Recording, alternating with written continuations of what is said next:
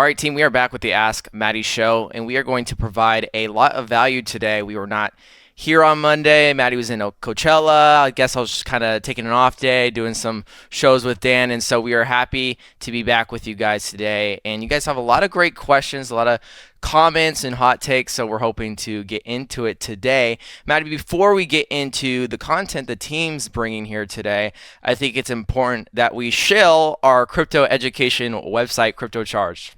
Yeah, this is the only show we do is our program, and we work really hard in our program, so I don't feel bad about telling you guys about what we're doing over at Crypto Charge. So, a lot of you guys are here on YouTube. We do 2 shows a week here, but that's just the tip of the iceberg of what we actually do over at Crypto Charge. We're live 5 times a week, Monday through Friday over there. Once a week, we have my business partner, Danny, does a macro update for you guys. So if you guys want to be educated on, mortgage rates, inflation, the Fed, all those different things, that's going to be something you guys get with our program. We're covering the charts. We're looking at not just crypto. We're looking at the stock market, metals, foreign currencies, all these different things to give you guys that rounded approach. Of course, bringing you guys news events that are important. We have our coin library for a comprehensive entry and exit plan for our cycle-based trades. We have the Discord community to be able to ask questions, engage, making sure that everything that we talk about on the program, you guys are able to sew up with questions in the Discord there. We have our learning center with a plethora of resources like the consistent investor strategy, TradingView 101, essentially, teaching you guys the basics of charting. And that all comes at $49 a month and a 30-day free trial with code YouTube. So please come check us out, guys. Very nice, Maddie. Before we get into the content today, I wanted to start with a little apology here because, Matt, I feel like in some cases we ultimately become a little too bearish to safeguard our asses here. And that happens with a lot of analysis on multiple fronts in crypto where the bearish argument always sounds more intelligent. And I think you guys should understand and recognize that we try to be as accurate and precise as possible. Over these last couple of weeks, I have heard counter arguments to everything I have been seeing on the charts, everything Maddie's been preaching on the charts, to whatever macro viewpoint and future that Dan has provided. And I've been hearing a couple different looks on where the market could go this year. With bearish equities, which what would that mean for crypto? We have war, we have tariffs, we have inflation, we have unemployment rate, and so the next couple months in future is kind of up in the air right now. Like what could happen with our crypto assets? And I want to tell you, team, I'm thoroughly convicted on still new all-time highs for Bitcoin this year. I don't think that's out of the question, Matt, because we have seen so much happen in the past. And what has always come through? Crypto. Crypto's always coming through, even with these big news events that have happened within the last 3, 5, 10 years. Crypto's still always pulling through since its initial phases. And so I don't think it's so quick to count us out where it's like, oh, stock market, we might not see new highs in the stock market in S&P this year. So, it's over for Bitcoin and crypto. Well, we saw earlier this week, Bitcoin actually decouple a little bit from Bitcoin. I'm not going to say that's going to happen on a long term here, but things aren't always, a one-to-one, ratio comparison. You can't just look at the chart and say, oh, well, this fractal is going to happen again, Matt. So I wanted you to, maybe speak about that a little bit. What's your viewpoint on the next maybe 3, 6, 9 months in crypto? Sure. I think that one thing that happens, especially in this space, and I've seen this in the traditional markets as well, also kind of just being in touch with the real estate space right now, is you have people who really just overreact to these knee-jerk reactions in the market, whether it be the stock market or the crypto market, when you get these huge, sell-offs from the big fundamental news and primarily driven by tariffs, right? And then what we're also seeing, though, is we're seeing those walked back pretty quickly with, hey, we're doing all these crazy tariffs, but hey, if you guys cooperate, then maybe we could peel this back. We'll do a pause, right, until we get something worked out. So in the short term, right, it's very easy for people to kind of just immediately jump into that hyper bearish sentiment of like, it's over, 100K was the top, or whatever, 109K was the top. Your alts didn't do shit. You guys are idiots, blah, blah, blah, right? Or stock market's over, right? We're going to go back into a bear market, minus 20%. We're back in the bear. But what we've actually seen here is a lot of that knee-jerk reaction absorbed, right? We've seen a fair amount of recovery in the stock market. We've seen a fair amount of recovery in the crypto market. We have Bitcoin back above $90,000, which, again, you guys looked just a few weeks ago, we were down in the 70s, right? And for me, that was like healthy. I was like, all right, cool. We're down in the 70s. We did it, right? I looked at the stock market with you guys and we looked at some of those levels and we rebalanced the 2021 highs. I'm like actually more bullish at this point than I was when we were very, very toppy a couple months ago when, yeah, of course, we could have continued to make higher highs and higher lows, but we were making minor higher highs and higher lows. We weren't coming back to satiate. So, for me personally, I think that this is a very necessary component. I think a lot of what we're seeing with the tariffs are a lot of, smoke screens. I think it's a lot of, pushing around to try to get deals done. I don't think the tariffs are going to stick around for 6, 9, or 12 months. I think that's unreasonable. It's going to take the economy to a screeching halt, and I don't think that anyone wants to see that. So I think that trade deals will be reached. I think that it's all going to happen in a manner that nobody's expecting and probably a lot faster than everyone's expecting. And I'm fucking bullish, guys. I really am. It's hard for me to be bearish at this point, especially with the recovery that we've had both in the stock market and in the crypto market. Yeah, good points there, Matt. And it always turns around super quick. Like people are always bearish for a couple weeks, maybe a month, and then the next month is like, up and up. You couldn't be happier. You love your wife, you love your kids, you love everything that's going on in your life. But for those couple weeks, it's really doesn't feel all that great. And so yeah, and just last thing to talk about before we're going to show, because one of these questions is going to prompt this, but hey, listen, we have our targets. We are aiming for those targets. We have specific price targets. I have specific alerts in my trading view, specific times to pull out my crypto to bring onto exchange, and specific times to sell those cryptos, those bags, those portions of my bag. And so there's really nothing here where it's like, oh, we're being arbitrary or whatever. No, we've made a plan. We are going to execute that plan. If that plan does not come through, then we enter a bear market and then we settle down with you guys and say, okay, where did we go wrong? What can we do next time around? But we're not going to sit here and act like we're changing our price targets and we're changing our outlook because of one small news event. We don't do that here, okay? So if you want that, quick, short-term emotional boost, you can go listen to someone else. But here, we take a bigger approach to crypto and we're not going to be bogged down by these little emotional narratives that are happening. So just wanted to say that right there. Maddie, let's get into the questions though. Are you ready? Let's do it. Benny the Jet says, Casper 2.0 prediction?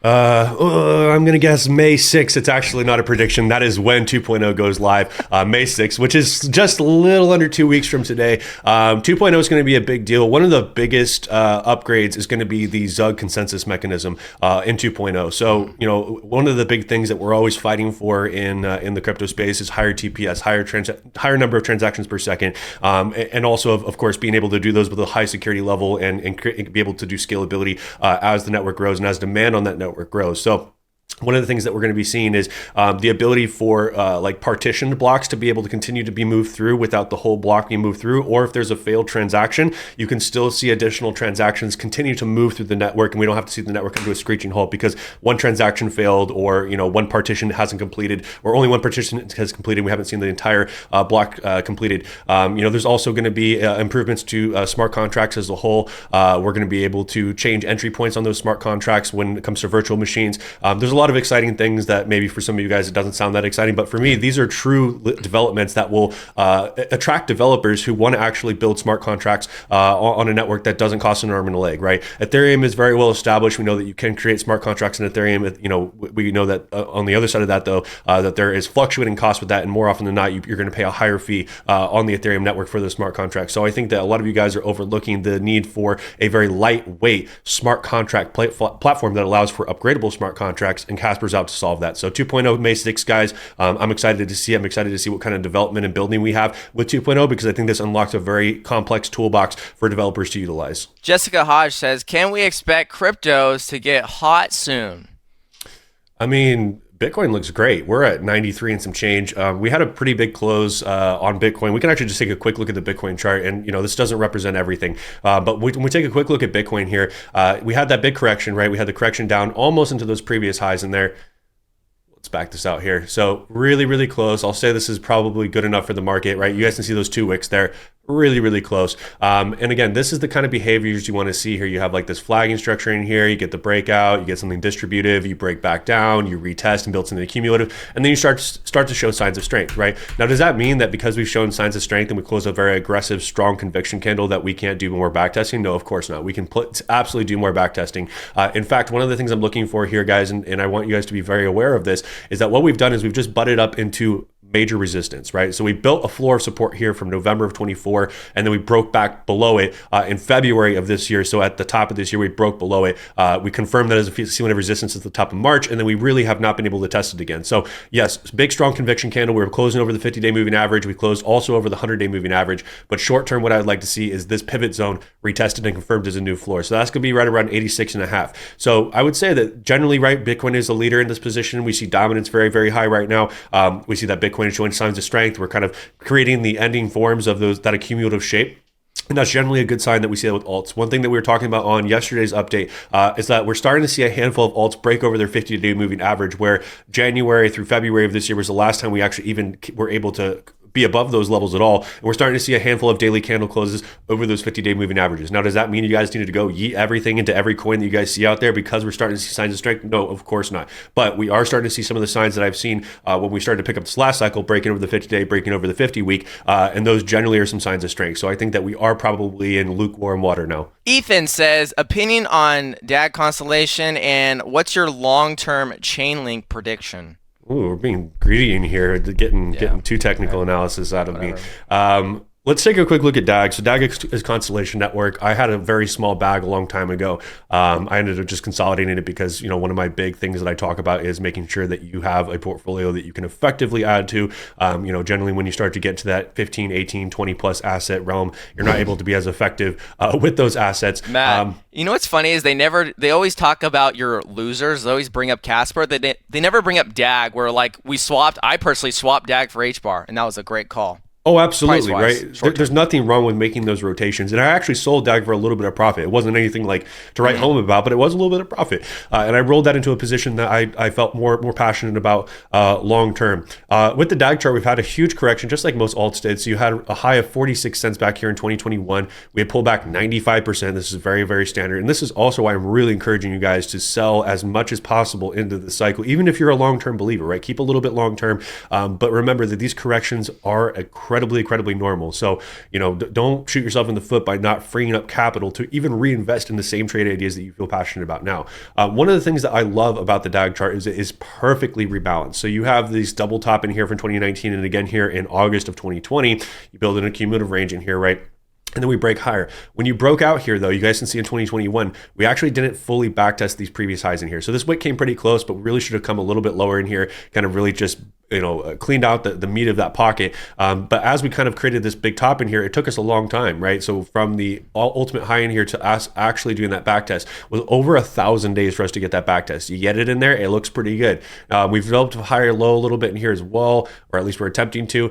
It still looks quite good to me. There is imbalances higher here that have not been cleared out here on DAG, at least closer to 18 cents. So the short-term trade, I think, is towards that 18 cent pocket, which is over a 3.5x opportunity. To put that in perspective, that's the equivalent of ETH from current market to almost like $17,000, or excuse me, like $7,000, right? So just there's a lot of great trade ideas out there that are offering better risk to reward. We take this away, we bring in our Fibonacci here, and we go swing high, swing low. Obviously, deeply below that 236, our major resistance is going to be this double top around 8 cents here. So getting over 8 is going to be absolutely crucial. And maybe our long-term projections here are somewhere between like a 16, maybe even like a 43x if things get crazy. But what do I always encourage, guys, especially if you're a crypto charge member, TP1 needs to be very, very aggressive, right? Because again, we've seen assets just reach a 1.618 and then pull back, right? So if you only sell 10%, 15%, you're going to be pretty upset, right? So I always encourage 35, 45, maybe even 50% at TP1, and then go ahead and get a little bit dicey with your TPs 2 and 3. Maybe, shoot for some higher targets there. But make sure you're taking enough off the table that you're paying yourself back. DAG is, definitely a great consensus mechanism. It does use a DAG, a directed acyclic graph, so it's very, very high throughput. I think it's one of the models that are going to be more widely adopted. It's similar to what Hedera Hashgraph uses, as we're able to get much higher TPS and confirmations. Let's also take a look at Chainlink, which is an oracle. And again, guys, if this is the kind of stuff you guys are interested in, every Friday at Crypto Charge, we do Technical Tune-Up Friday, where you guys can bring in up to 2 picks per week, and we chart them live. So even if they're coins that I don't like or I haven't studied, I still will do a technical analysis, and that includes stocks. So make sure you guys at least check check out that 30-day free trial, you guys can get what, 2, 4, 6, 8 picks in that month, absolutely free with our free trial. When we take a look here at Chainlink, Chainlink is a beautiful example of rebalancing as well. You had this long drawn out accumulation in 2022, right? Just ranging sideways. In fact, if you were a range trader, you probably could have just made a whole bunch of money just, buying off 560 and selling off 820 and just kind of, taking profits all around. But we had almost, 550 days of ranging in here, boring ranging. You get the breakout back here in the top of 24. We pull back in July of 24. We retest that. You guys see that retest and they're absolutely gorgeous. And then we come out and we make another higher high. So what do we see here? We're making higher highs and higher lows. That's exactly what you want to see in a chart. A lot of people are saying because we didn't just go straight up that this is over and we're heading back down and Chainlink's going to see $5 again. I don't think we're in that spot, right? I think that at the very worst, Chainlink sees 840 again. But we're trying to hold this level in here, which is going to be right around 1250. That is current key level. We're seeing a fair amount of strength out of Chainlink right now. Now, there's no more imbalances left behind on Chainlink like we saw on DAG. You guys can see that we cleaned that out back here in December of 24, cleaning out this imbalance in here. So we are looking around 82 as that next big target for API 3. I would definitely look to target like 1250 Matt, you or said so API at least. 3. Oh, API 3, wow. And I was about to say, you know what? It's because I was about to tee up API 3 as the better opportunity here. We have 550%, which is not bad to 1.618, around $82. But when we slip there. Absolutely You slip. wanted to just talk about API 3. He didn't want to talk about Chainlink. It's a Freudian slip. Sorry, the superior oracle when it comes to market capitalization. Swing high, swing low though here on API 3, right? We're below that 236 to the 1.618 is almost a 20x opportunity at $16. And I've done the math. I've done the market cap math. And that still is a tiny market cap compared to Chainlink at $82. Massive market cap. So again, guys, I think API 3 is the easy pick when it comes to oracles right now. Of course, some of you guys want to be focused on things that fit your risk appetite, like Chainlink, which have maybe a larger market capitalization. At the end of the day, I don't really care about volatility short term. So API 3. Matthew says, you guys, cryptos are going to fall flat and do nothing and wish you bought Bitcoin. Like which ones? Like XRP, where my average is 50 cents, like that one, or like Algo, where my average is like 8 cents. Is that one that fell flat? Like come on, guys. Like you have to remember that there's a rotational process in this market. A lot of you guys were shitting on my XRP picks for a long time, right? Like, oh, this is shitcoin. It's a centralized shitcoin. It's not going to ever do anything. Should have bought this. Should have bought that. You know what? I don't care. I really don't, because I stay in my lane. I know what I'm invested in, and I know what prices are valuable prices because I look at huge charts, right? I'm a cycle trader. I'm not here to make money today or tomorrow. I'm here to stack and stack and stack until the cycle is done. When the cycle is done, great. I've taken profits, and we can look at all kinds of new narratives next cycle, right? We can look and see whatever the newest narrative is. We can look at all new projects, and I can maybe buy some Bitcoin. Who cares though? Short term, right? On XRP, I'm up absolutely massively on my XRP position. My overall average is right around like 45 cents on XRP. I'm currently up 380% on my XRP position. On HBAR, right? We're in from much deeper prices in here, right? Like currently up like almost 160% there. Yeah. Are we down from the previous highs? Yes. But what am I again? A cycle trader. I am here to weather these pullbacks. I do not care about the pullbacks. I DCA through the entire bear market on purpose so that I didn't have to worry about some of these pullbacks as we move higher. All it does is gives me opportunity to add if I want to, but there's really no reason to, because I can add to Casper, API 3, and a handful of others that are not in these same positions right now. So again, a lot of you guys don't understand risk management. A lot of you guys don't understand rebalancing, and that's okay. We teach you guys at that crypto charge, but a lot of you guys are invested in 1 or 2 assets. You go all in on it. You don't have any more money to add, and that's it, and that's okay. But like, literally, the proof is in the pudding. I have years full of receipts on cryptocharge.com talking about this, so whatever, stay sour, bro. Yeah. Good points there, Matt, because, people kind of miss out and you think you got to get all 5 out of 5 right. Well, the winners are going to outweigh the losers, and that doesn't mean you should be passively not paying attention to projects and aping into meme coins because it might do this. Like, no, you want to be taking the same approach with every single crypto that you would your XRP. You take your same approach with XRP that you would with Casper, your same seriousness, and not be passive about it. But those winners are going to outweigh those losers. And then, so the best your crypto can do is limitless. The worst it can do is, you invested 50 grand into Casper and it goes to 0. Yeah, that might sting a little bit, but it's like, but your XRP, my XRP is up tremendously, more than anything I could even ever fathom about losing in a crypto. And so, you got to take that approach. I guess we have time for one more question here. Word Bear says, do you think Polkadot can break its previous all-time high this cycle considering its inflation rate? So I guess all charting today, Matt. So, I mean, do you think Ethereum is able to break its previous all-time high because of its inflation rate? Most proof-of-stake models, guys, have inherently an inflation rate behind it, right? And some of those are more dynamic, right? So with Casper, right, you got an 8%. It's always 8%. It stays that way. With Polkadot, it's a dynamic rate. So based on total value locked or total amount of coins that are staked up, that inflation rate will dynamically change to accommodate how much is staked in the protocol to incentivize more staking, right?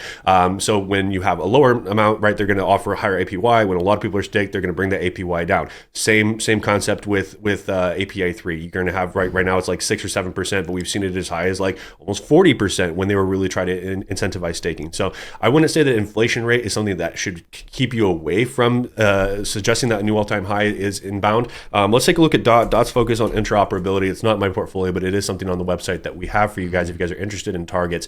Yeah, Dot's been really depressed in here. And in fact, on other charts, you see actually like this liquidity candle here that starts like right around like this $50 mark, and we come down minus 97%, and then we see this reversal higher. It's actually disappeared from the aggregated chart, but I have this on a thread when I was actually talking about Casper on Twitter, now X, but it's gone now. It doesn't matter. What you do see though is you see all of this excitement, right? In 2020, just great launch timing, right? You get all this excitement in here. You get a 1,200% move up here towards that $47 mark. You actually do a double top in here, and then nobody gives a shit about Dot anymore as we come back into accumulation. But if you look at this and you just are objective about this, what's really been happening here? Does that look any different than Chainlink to you guys other than length of time? Like structurally, exactly what Chainlink did is happening here with Polkadot. And even if you guys look at the end of last cycle, you saw things towards the end of the cycle just do crazy blow off tops like Ethereum Classic and Bitcoin Cash and things that people really just didn't care about anymore. They still will cycle out.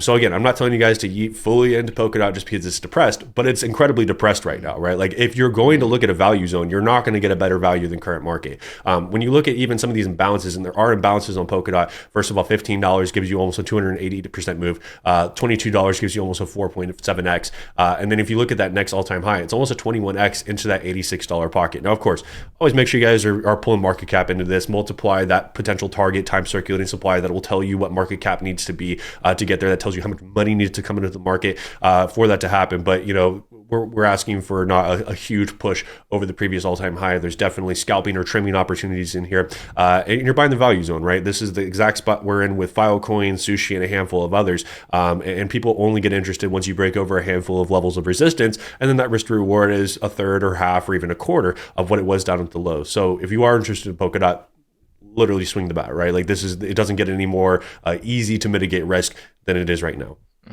Good points there, Matt. All right, team, we are out of time. Thank you for joining us today. If you got something valuable, make sure you like this video. If you have any questions, leave them down below, and we will be back with you guys next week for next week's show. So until next time, team, bye.